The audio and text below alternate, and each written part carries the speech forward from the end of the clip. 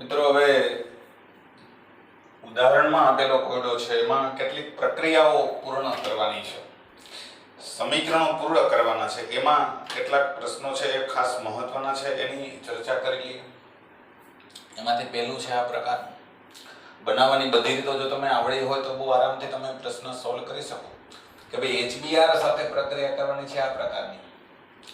હવે અહીંયા દ્વિબંધ છે તો આલ્કીન સંયોજનમાં HBr ઉમેરવાની પ્રક્રિયા કરવાની છે, સમજાય તો જો યાદ રાખ્યું હોય તો બહુ ઈઝીલી તમે પ્રશ્ન સોલ્વ કરી શકો। પણ અહીંયા ધ્યાન રાખો તો ખ્યાલ આવશે કે ભાઈ અહીંયા જે કાર્બન છે એ કાર્બનની બેય બાજુએ પરિસ્થિતિ સરખી નથી, મતલબ કે આ સમમિત આલ્કીન નથી, અસમમિત છે।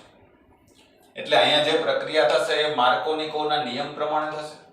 માર્કોનિકોવના નિયમ પ્રમાણે પ્રક્રિયા કરવી હોય તો આનો ઋણ ઘટક છે Br- એ ક્યાં જોડાય તો કે આના ઓછા હાઇડ્રોજન ધરાવતા કાર્બન ઉપર। એટલે ક્યાં જોડાશે તો કે ઓછો હાઇડ્રોજન અહીંયા છે, આ કાર્બન ઉપર એક જ હાઇડ્રોજન છે, અહીંયા બે છે, એટલે અહીંયા બ્રોમિન જોડાશે અને અહીંયા હાઇડ્રોજન જોડાશે।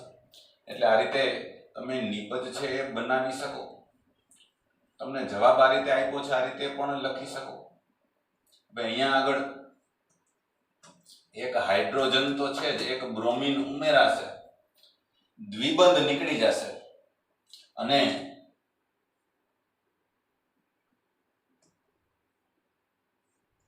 બે ઉપર એક એક એક એક હાઇડ્રોજન નહીં ઉમેરાશે, એટલે એક હાઇડ્રોજન તો હતો જ। આ રીતે બહુ સરસ મજાનું ચાર પગવાળું પ્રાણી હોય એવો ડાયાગ્રામ થાય છે। સમજાય એ જરૂરી છે કે અહીંયા આપણે બ્રોમિન ઉમેર્યો છે આ કાર્બન ઉપર અને અહીંયા હાઇડ્રોજન ઉમેર્યો છે, બીજું કશું કર્યું નથી, દ્વિબંધ કાઢી નાખ્યો છે। આમ ન લખ્યું હોય અને તમે કદાચ આ રીતે લખો તોય ચાલે। બે દાખલા તરીકે બેન્ઝીન ઉપર બરાબર અહીંયા આગળ CH Br અને અહીંયા આગળ ત્રણેય હાઇડ્રોજન છે એટલે CH3 આવું લખો તો ચાલે, બરાબર। આને આ રીતે આપણે દર્શાવી શકો। પછી બીજો જે પ્રશ્ન છે એમાં પણ સેમ આની જેમ જ થશે, સેમ આ જ રીતે કે ભાઈ આનો ક્લોરીન છે એ ઋણ ઘટક છે, તો ઋણ ઘટક ક્યાં જોડાશે તો કે ઓછા હાઇડ્રોજન ધરાવતા કાર્બન ઉપર, અને હાઇડ્રોજન ક્યાં જોડાશે તો કે વધારે હાઇડ્રોજન ધરાવતા કાર્બન ઉપર। એટલે આમાંથી આપણને ફાઇનલ નિપજ છે એ આવા પ્રકારની મળશે, CH3 CH2 CH ઉપર Cl ઉમેરાશે અને અહીંયા હાઇડ્રોજન ઉમેરાશે આ પ્રકારે। અહીંયા આગળ તમને કંઈ આપ્યું નથી, CCl4 આપ્યું હોય તો આ પ્રમાણે પ્રક્રિયા કરવાની છે, પણ અહીંયા ખાસ જોશો તો આમાં હવે તમને HBr સાથે જ પ્રક્રિયા કરવાની છે, પણ હાજરી શેની છે તો કે પેરોક્સાઇડની। પેરોક્સાઇડની હાજરીમાં પ્રક્રિયા છે એ કેવી રીતે થાય છે તો કે માર્કોનિકોવ કરતા વિરુદ્ધ નિપજ મળશે પ્રતિ માર્કોનિકોવના નિયમ પ્રમાણે। એટલે એમાં શું થાય તો કે વધારે વિદ્યુત ઋણ ઘટક છે બ્રોમિન, એને ઓછા હાઇડ્રોજન ધરાવતા કાર્બનને બદલે વધારે હાઇડ્રોજન ધરાવતા કાર્બન ઉપર જોડવાનો થશે। એટલે અહીંયા બ્રોમિન જોડાશે અને હાઇડ્રોજન અહીંયા આપણે જોડશું, એટલે આપણે નિપજ છે એ કંઈક આવી મળશે, બરાબર। બેન્ઝીન ચક્રમાં કોઈ ફરક પડતો નથી, ઉપર CH2 છે એમાંય કોઈ ફરક નથી પડતો, અહીંયા આગળ હાઇડ્રોજન ઉમેરાશે એટલે CH માંથી પાસે CH2, દ્વિબંધ નીકળી જશે અને CH2 ની હારે બ્રોમિન એક જોડાશે, આ પ્રકારની નિપજ છે એ મળશે। મિત્રો આના જવાબો તમને ટેક્સ્ટબુકમાં આપેલા જ છે, પણ પ્રક્રિયામાં નિપજ મળી કેવી રીતે એ સમજાવવું જરૂરી છે, બરાબર। એના પછી નીચે જ એમાં લખાણ સંબંધિત પ્રશ્નમાં કેટલાક પ્રક્રિયાઓ પૂર્ણ કરવાની આપી છે, આમાં એક બે ખાસ મહત્વની છે એટલે ખાસ લઈએ છે। દાખલા તરીકે અહીંયા લઈએ તો SOCl2 સાથેની પ્રક્રિયા છે, SOCl2 સાથેની પ્રક્રિયા આપણે જોઈ ગયા છે કે SOCl2 હારે પ્રક્રિયા કરો એટલે OH ની જગ્યાએ Cl આવે, OH ની જગ્યાએ Cl અને વત્તા OH નીકળી જાય છે એટલે એમાંથી એક ઓક્સિજન અને આનો SO એટલે SO2 અને હાઇડ્રોજન એક ક્લોરીન હારે જોડાય એટલે વત્તા HCl, આ પ્રમાણેની પ્રક્રિયા થાય। આને આપણે નામ આપવું હોય તો સાયક્લો હેક્ઝેનોલ કહીએ છીએ, તો આને ક્લોરો સાયક્લોહેક્ઝેન કહી શકાય, ક્લોરોસાયક્લોહેક્ઝેન. બહુ સરળ છે.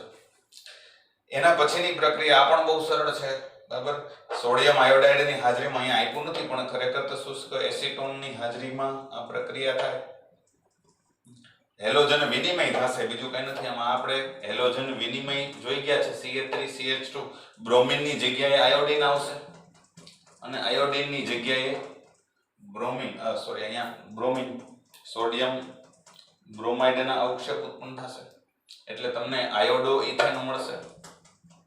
Iodo ethane. આ બધી બહુ સારી પ્રક્રિયાઓ છે, આમાં બહુ ચિંતા જેવું નથી.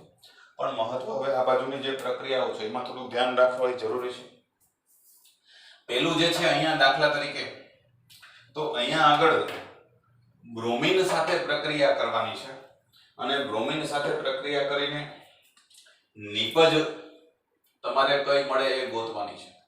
પણ પ્રક્રિયા શેના હાજરીમાં થાય છે? બરાબર ધ્યાન રાખજો. અહીંયા આ બે શબ્દો છે, ગરમી અથવા તો યુવી પ્રકાશ, પારજાંબલી પ્રકાશની હાજરીમાં પ્રક્રિયા થાય છે, બરાબર. જો બ્રોમિન હારે પ્રક્રિયા તમે ઠંડા અને અંધારામાં કરો તો બેન્ઝીન ચક્રમાં બ્રોમિન દાખલ થાય, ઠંડા અને અંધારામાં કરો તો.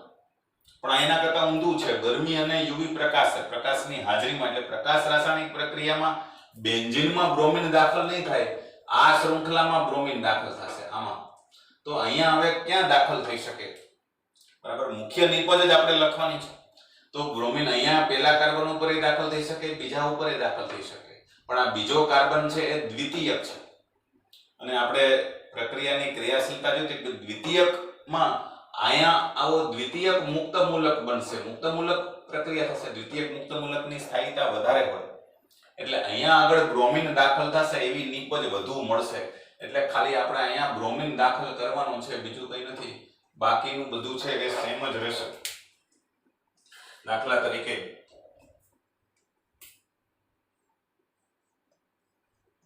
અહીંયા તમે દર્શાવો તો NO2 સમૂહ છે એ એમનેમ રહેશે. અહીંયા આગળ એક બ્રોમિન દાખલ થશે, આ પ્રકારની નિપજ છે એ મળશે. પછી એના પછીની પ્રક્રિયા છે એમાં પણ સરળ છે. આમ જોવા જાવ તો HCl ની હાજરીમાં ગરમ કરવાનો છે. હવે HCl ની હાજરીમાં ગરમ કરો એટલે આપણે આના જેવી પ્રક્રિયા થાય. આમ તો નહીં, આપણે નથી જોયું. OH સાથેની પ્રક્રિયા, આલ્કોહોલની HCl સાથે. અહીંયા ખરેખર તમને ભેગું ઝિંક ક્લોરાઇડ આપેલું હોવું જોઈએ, પણ નથી આપ્યું, કારણ કે જરૂર નથી. કારણ કે અહીંયા જે બાજુમાં દ્વિબંધ વાળો કાર્બન છે એટલે સરળતાથી પ્રક્રિયા થાય છે. ઝિંક ક્લોરાઇડની જરૂર નથી, પણ આપણે આ પ્રક્રિયા જોઈ ગયા છે એ પ્રમાણેની પ્રક્રિયા થશે. કે ગરમ કરો HCl હારે એટલે શું થશે? તો કે બેન્ઝીન હારેનો OH દૂર નહીં થાય, આ OH દૂર થશે.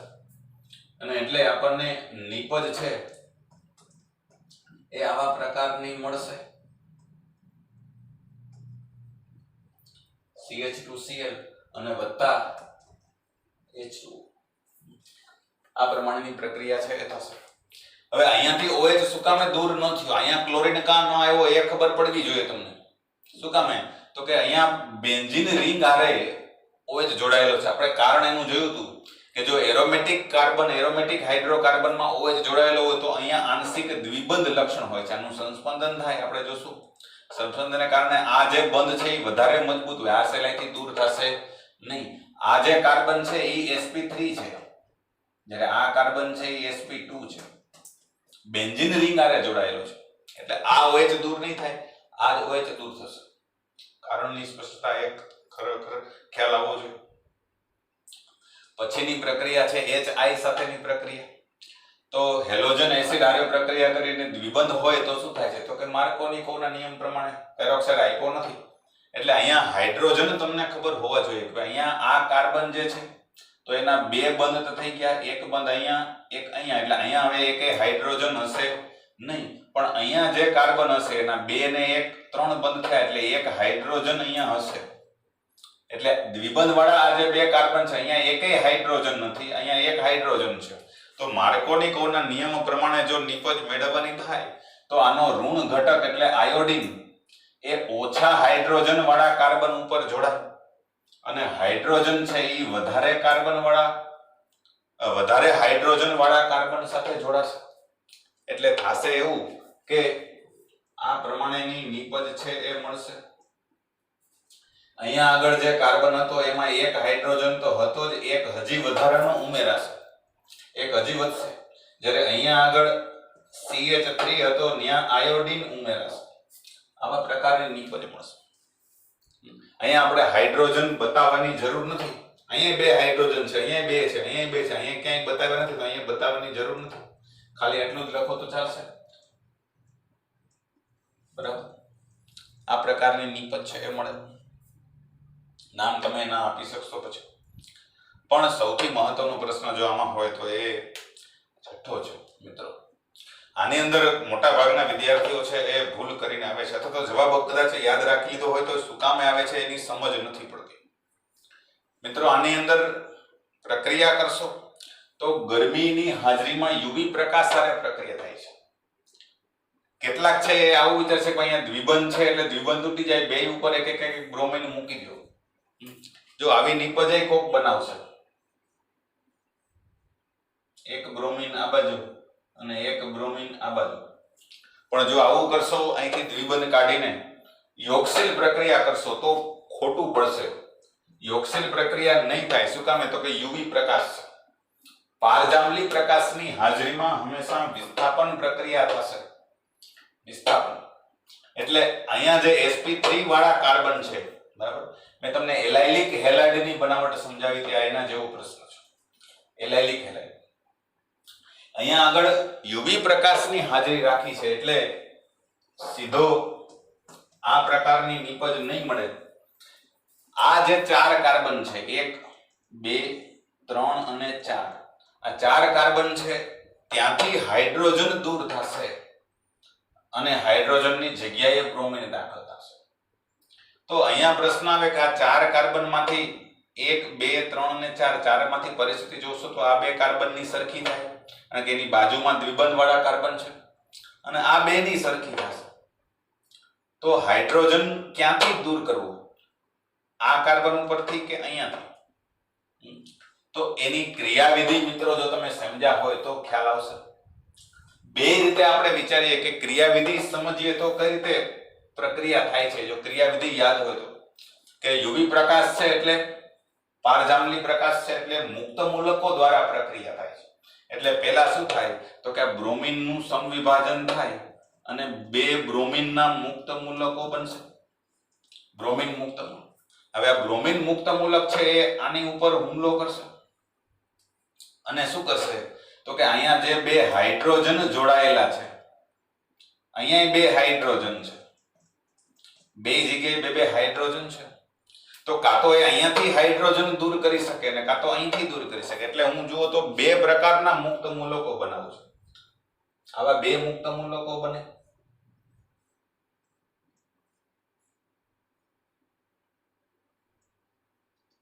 અથવા તો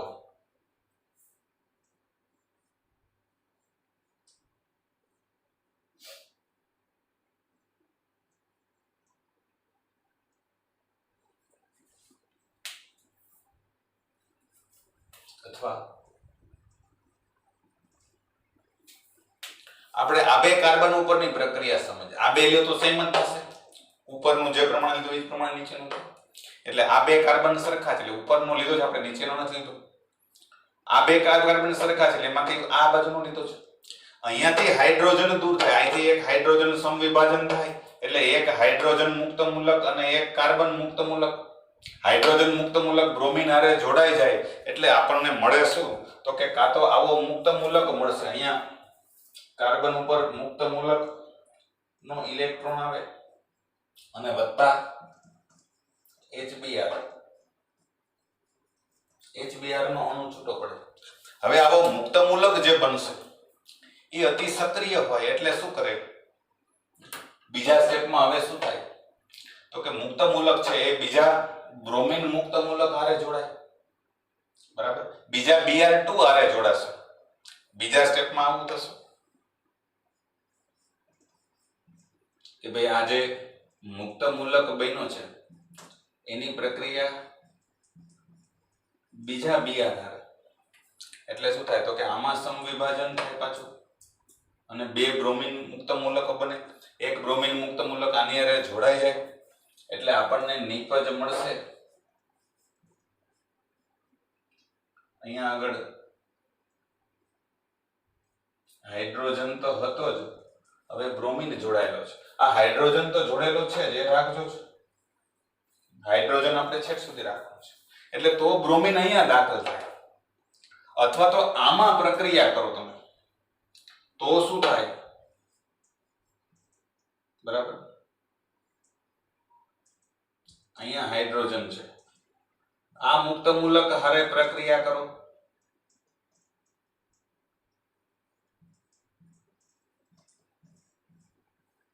તો બ્રોમિન છે એ ત્યાં આગળ દાખલ થશે. હવે મિત્રો આ બાજુ લખું છું, જોવામાં મુશ્કેલી પડી શકે, કદાચ દેખાતું ન હોય તો મને આઈડિયા નથી એટલે અહીંયા લખું છું. આ તો આપણે જોઈ લીધું છે કે બીજી પ્રક્રિયા છે આ પ્રમાણે થઈ શકે. આ મુક્ત મૂલક છે એની બ્રોમિન હારે પ્રક્રિયા કરો તો હાઇડ્રોજન અને બ્રોમિન અને વત્તા એક બ્રોમિન મુક્ત મૂલક બનશે. આમાં એક બ્રોમિન મુક્ત મૂલક બનશે, બરાબર. આ પ્રમાણે પ્રક્રિયા. હવે આ બ્રોમિન મુક્ત મૂલક વાળી પ્રક્રિયા થઈ એટલે અહીંથી પાછું આનું ચાલુ રહ્યા સાયકલ, આખી પ્રક્રિયા અહીંથી આ સ્ટેપ આખું. સમજ આવે છે મિત્રો? મૂળ વસ્તુ મારે તમને એ સમજાવવા માંગુ છું કે અહીંયા આખી પ્રક્રિયા છે એ આ કાર્બન ઉપર થઈ શકે અને બાજુના કાર્બન ઉપર થઈ શકે. પહેલા એ બે તમને સમજાવી દઈએ. પ્રક્રિયા કેમ થશે તો કે બ્રોમિન બે મુક્ત મૂલકો ઉત્પન્ન થાય, એ આ કાર્બન ઉપર જોડાય, અહીંયા હુમલો કરે, બરાબર. તો આપણને આવા પ્રકારનો મુક્ત મૂલક મળશે. જો આ બ્રોમિન મુક્ત મૂલક આ કાર્બન ઉપર હુમલો કરે તો આપણને આ બીજા પ્રકારનો મુક્ત મૂલક બનશે. પહેલા પ્રકારનો મુક્ત મૂલક બને એની પાછી બ્રોમિન હારે પ્રક્રિયા થાય તો આપણને આ પ્રકારની નિપજ મળશે અને બીજા મુક્ત મૂલક હારે બ્રોમિનની પ્રક્રિયા તો આ પણ મુખ્ય નિપજ કઈ આપણે એ નક્કી કરવાનું છે. તો જવાબ આપણો એનો એ આવશે કે આ જે મુક્ત મૂલક છે, બે મુક્ત મૂલકો પૈકી આપણી પાસે હરીફાઈમાં બે મુક્ત મૂલકો છે. કયા કયા? તો કે એક આ